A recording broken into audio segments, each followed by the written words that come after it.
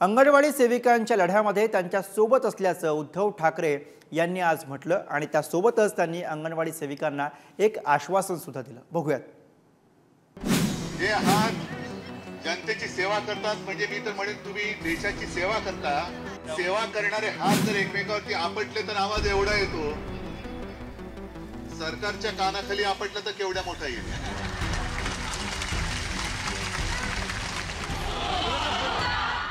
मुंबईच्या आझाद मैदानात अंगणवाडी सेविकांच्या मोर्चात उद्धव ठाकरेंनी महायुती सरकारला धारेवर धरलं। मानधन वाढीच्या मुद्द्यासह इतर मागण्यांसाठी गेल्या 25हून अधिक दिवसांपासून राज्यात अंगणवाडी सेविकांचा संप सुरू आहे। मागण्या मान्य होत नसल्यामुळे क्रांतिज्योती सावित्रीबाई फुले यांच्या जयंतीच्या निमित्तानं मुंबईत मोर्चा काढण्यात आला। या मोर्चात उद्धव ठाकरेही सहभागी झाले। नेता म्हणून नाही तर या अंगणवाडी सेविकांचा भाऊ म्हणून या मोर्चात सहभागी झाल्याचं त्यांनी सांगितलं।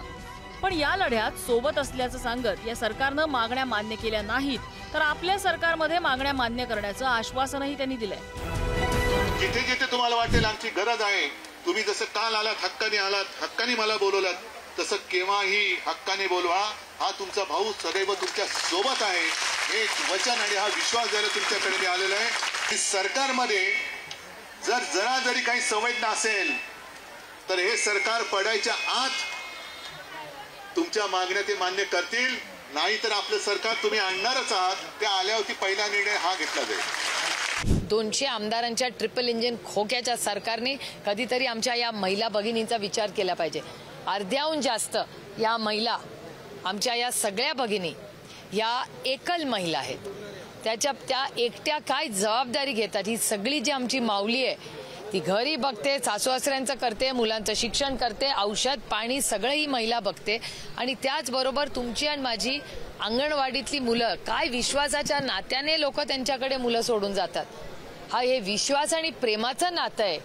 आणि अशा आमच्या अंगणवाडी भगिनी यांना जर पगारवाढ देत नसेल तर हे महाराष्ट्राचं दुर्दैव आहे आणि अतिशय असंवेदनशील हे सरकार आहे। अंगणवाडी सेविका गेले 1.5 महिना ह्या अंगणवाडीला कुलूप ठोकून आहेत, पण सरकारला काही पडलं नाही आहे। जरी मुलांना शिक्षण मिळालं नाही किंवा जरी मुलं वाऱ्यावर राहिलीत किंवा ह्या महिला जरी वाऱ्यावर राहिल्या तरी सरकारला काही पडलं नाही आहे। हा आपल्या देशाचा महाराष्ट्राचा कणा आहे अंगणवाडी सेविका, आणि त्यांच्याकडे एवढ्या मोठ्या पद्धतीत दुर्लक्षित जर होत असेल तर ह्या सरकारचं म्हणजे त्यांना निगरगट बोलावं का काय बोलावं हा प्रश्न माझ्या मनात येतो।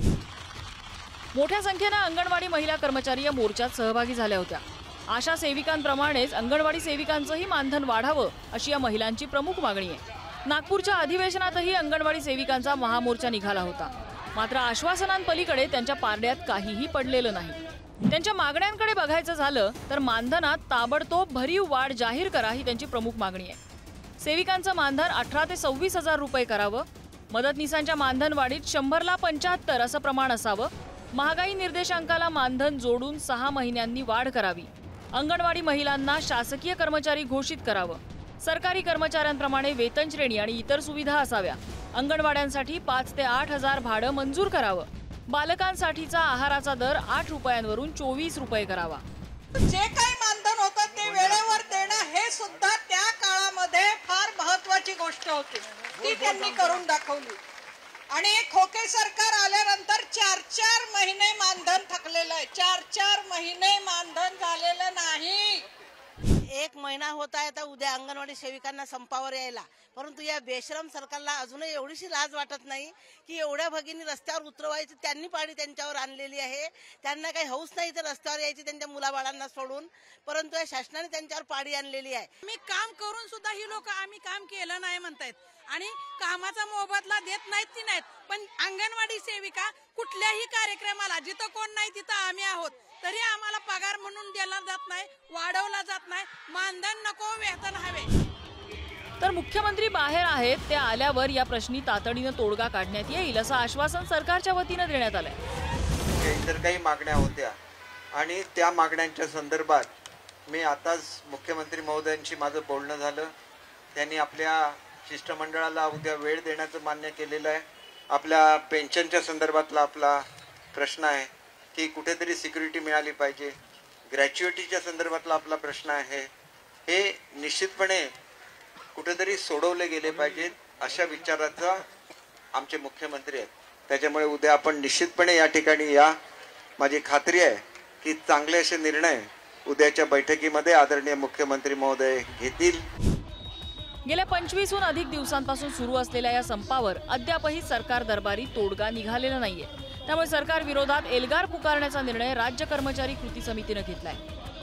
यावर लवकरच तोडगा निघाला नाही तर ठिय्या आंदोलन करण्यात येणार आहे. पण मुळात मुद्दा हा आहे की ज्या अंगणवाडी सेविका सहाय्यिका समाजामध्ये पुढच्या पिढीला घडवण्यात मोलाची कामगिरी बजावतायत त्यांच्या योगदानाचं खरंच सरकारला काही मोल आहे की सत्तेबाहेर गेल्यावरच ते कळतं. चेतन सावंतसह ब्युरो रिपोर्ट, पुढारी न्यूज, मुंबई.